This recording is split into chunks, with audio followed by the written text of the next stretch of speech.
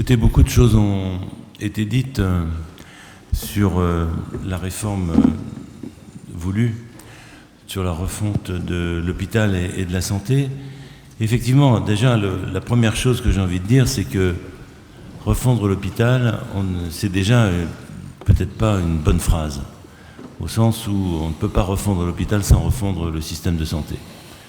Et donc, je dirais, toutes les réformes qui sont proposées, bien sûr, chaque partie prenante doit avoir des réformes à faire, mais le tout doit se concevoir en même temps.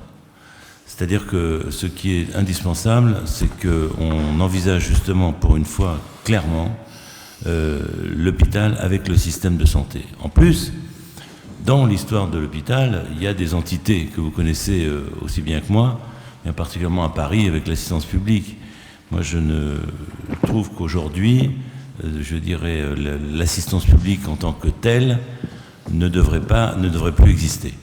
C'est-à-dire que la vraie politique, c'est une politique territoriale, on l'a dit, et donc il faut que les hôpitaux de l'assistance publique se fondent dans le territoire auquel elles appartiennent et non pas dans le lien qu'il y a entre cette administration tentaculaire, comme c'est le cas aussi dans d'autres villes. Donc, in fine, refondre l'hôpital, c'est un argument qui est repris parce qu'il y a le malaise à l'hôpital qui est très important ces dernières années et ces derniers mois, puisqu'il va converger d'ailleurs, je pense, dans le mois qui vient. Mais la réponse, elle est vraiment dans la refonte du système de santé. On ne peut plus avoir l'hôpital séparé de ce qui se passe en ville, puisque le patient va faire un chemin qui le mène quelques jours parfois à l'hôpital, et la plupart du temps, surtout avec le changement donc, de la population, du vieillissement et des maladies chroniques, va être suivi donc en ville. Et en ville, il va être suivi par différentes structures dont il faut réussir à avoir une convergence.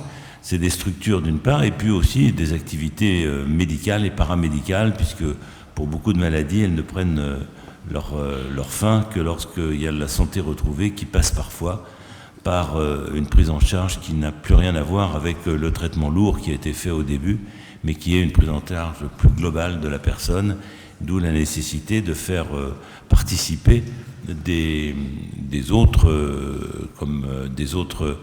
personnels, comme des psychologues, comme des nutritionnistes, comme toutes ces professions qui sont complémentaires et qui sont in fine fondamentales pour finaliser la réussite du traitement. Donc moi j'ai surtout deux notions à faire passer que je ressens très fort après ces années hospitalières. C'est que justement on pourrait être nommé dans un hôpital momentanément, après on peut voir les modalités et l'assouplissement, mais en fin de compte, c'est plus peut-être un exercice à l'hôpital d'une mission territoriale.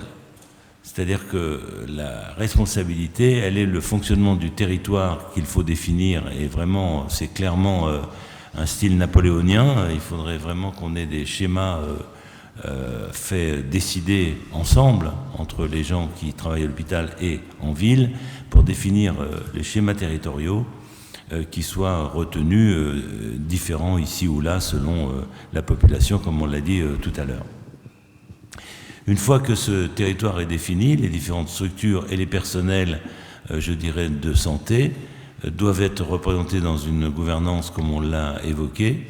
Et ensuite, on peut discuter, bien sûr, du financement, du mode de relationnel du dossier patient, etc., etc. En ce qui concerne, alors, au sein de cette entité, puisque le sujet était l'hôpital, il est vrai qu'il faut qu'on finisse par casser le mur qui sépare l'hôpital de la ville en offrant beaucoup plus de mobilité, je dirais, dans les fonctions qui sont données. On les a déjà évoquées.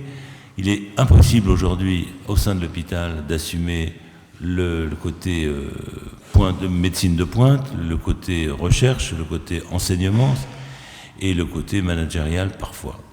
Donc il faut diminuer le nombre de valences, qu'elles soient successives, et puis il faut qu'il y ait, donc il y a déjà des activités qui sont ouvertes sur la ville, il faut vice-versa qu'il y ait des possibilités dans des espaces de temps donnés entre les différents exercices médicaux qui doivent être proposés.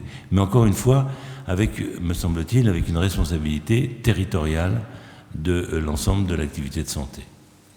Bien sûr, il restera le fait qu'il y a des services de pointe où il y a des concentrations financières ou de possibilités qui ne peuvent pas se répéter dans tous les territoires.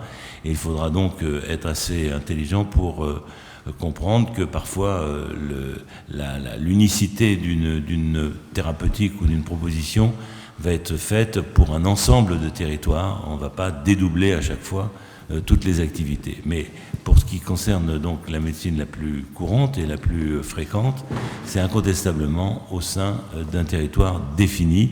Or, ce qui manque aujourd'hui, ça a été évoqué tout à l'heure, bien entendu, mais il faudrait qu'on arrive à faire soit des expériences, soit un plan de lancement, de véritable découpage de territoires qui ne sont pas des territoires avec des murs qui ne sont pas franchissables, ça on peut aussi discuter de cela, mais c'est si on propose à une population l'offre de soins, 80%, 90% de cette population iront là où cette offre est proposée. Ça n'empêche pas que l'on ne voit pas interdire le choix médical ou le choix du médecin à mes yeux. Alors, l'enseignement, je dirais, vous savez qu'aujourd'hui, l'enseignement, c'est quand même, si on regarde dans le détail, c'est souvent fait par des gens qui n'ont pas la fonction d'enseignement. C'est-à-dire qu'il y a en même temps de l'enseignement qui ne prend pas du temps supplémentaire. C'est-à-dire que lorsqu'un chirurgien opère, il communique toujours sa façon de faire. Mais quand je parle d'enseignement, c'est vraiment du temps consacré à cela en temps de termes d'activité, et on ne peut pas travailler plus qu'on ne peut. Donc, lorsqu'on fait de l'enseignement, on ne peut pas faire de la recherche et on ne peut pas faire de la clinique, les trois en même temps. En tous les cas, on peut en faire deux, et encore, ça prend déjà pas mal de temps, mais c'est sûrement ce qu'il faut faire. Donc, une réforme structurelle de mode de fonctionnement, une ouverture avec la ville, et puis bien sûr une gouvernance qui doit changer, puisque là, je crois que le constat a été fait par beaucoup de gens, pour considérer que l'objectif doit être un objectif de projet médical et non pas d'agrégation entre différentes structures financières pour essayer de diminuer le coût. Dans tout ça, les problèmes de coût sont fondamentaux, mais je pense que nous voulions insister dans ce contexte de crise aggravée, comme c'est écrit, la nécessité donc de refondre l'hôpital dans le système de santé et non pas séparément. C'est pour ça que le problème des GHT aujourd'hui a l'air d'aller contre le territoire, puisqu'on s'occupe surtout de fondre des territoires hospitaliers indépendamment de ce qui peut se passer dans l'environnement. Or, c'est justement l'inverse qu'il faut faire, et donc avoir des différents collèges pour pouvoir, dans un territoire donné, je dirais, faire une proposition d'offre de soins en gradation. Voilà, ce sont des thèmes, je dirais, que l'on peut discuter et qui sont un peu généraux, mais que l'on a déjà évoqués ensemble et qu'on peut reprendre. Merci. Ah bien. Merci.